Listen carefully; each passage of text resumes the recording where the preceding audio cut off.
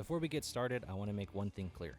We are not certified motorcycle mechanics, nor do we claim to be. We're just a couple dudes who love motorcycles, enjoy turning wrenches, and aren't afraid to learn by doing so. This video is simply documenting our experience and sharing what worked for us, and hopefully helping you and someone else along the way. Now with that out of the way, let's get these risers installed. To get this install started, remove your left saddlebag and side panel so you can access the fuse box. Once you're in there, pull the main fuse. That's going to be this big red 50 amp fuse right here. Start removing your hand controls. That's going to include the brake master cylinder and clutch lever brackets. Depending on your setup, these are typically held on with either a T25 or a T27. Go ahead and remove the ignition bezel, just lift it up and it should pop right out. Now you can start removing the screws holding the factory gauge housing in place. Once the housing is loose, you'll find two connectors on the back side. Use a pick tool to release the locking tabs and disconnect both connectors. To remove the plastic cover around the top tree, you'll need to remove the two screws on each side, making 4 screws total. These are going to be T40. With that cover out of the way, you can start removing the handlebars. Before you yank anything out though, make sure all of the wiring is disconnected from the factory harness so you don't accidentally damage the wires. Now for the fun part. These lower riser bolts underneath the top tree were extremely difficult for us to access from this angle. These are 19mm bolts, and after fighting them for a while, we found it was much easier to remove the entire top tree so we could properly install the riser adapter. To remove the top tree, you'll need to loosen the 3 pinch clamp bolts. The front bolt is a 5/16 Allen, while the 2 side bolts are a 1/4 inch Allen. For this build, we paired the Super Gear Performance 8-inch RF7 pullback risers with the Thrash & Supply riser adapter. If we had gone with the 10-inch risers, we probably wouldn't have had to get this involved with the install. Once everything is installed, reinstall the top tree and torque everything down to the manufacturer's recommended specifications. For the purpose of this video, we may or may not have used the highly scientific dad tight method. You'll notice these extra connectors on the harness. These are intended for accessories. If you're not running any accessories, you should just go ahead and remove them, clean up the wiring. If you are running accessories, leave them alone. Fishing the wiring through these meat hook bars was definitely one of the more challenging parts of this whole install. Take your time and be patient. Having an extra set of hands will help a ton here.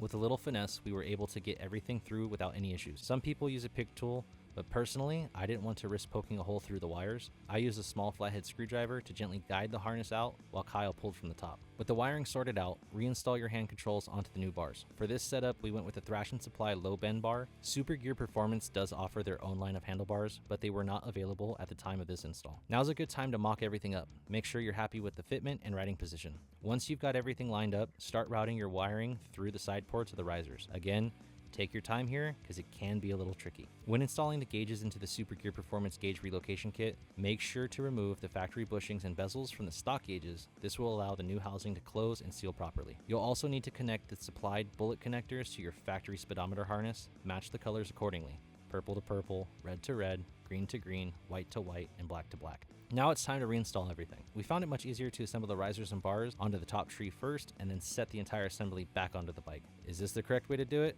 Probably not. Did it work? 1000%. The gauge relocation kit can be mounted using either the upper or lower riser bolts. We chose to mount ours lower so the gauges sat lower and didn't block Kyle's field of view while he was riding. Before calling it done, go through and do one final inspection. Apply blue Loctite to all the necessary bolts, torque everything down properly or dad tight, then fire the bike back up. Make sure everything functions as it should. Cycle through your turn signals, check your controls, and verify that all your wiring is working correctly. And that's it. The RF7 pullback risers and gauge relocation kit from Super Gear Performance are officially installed.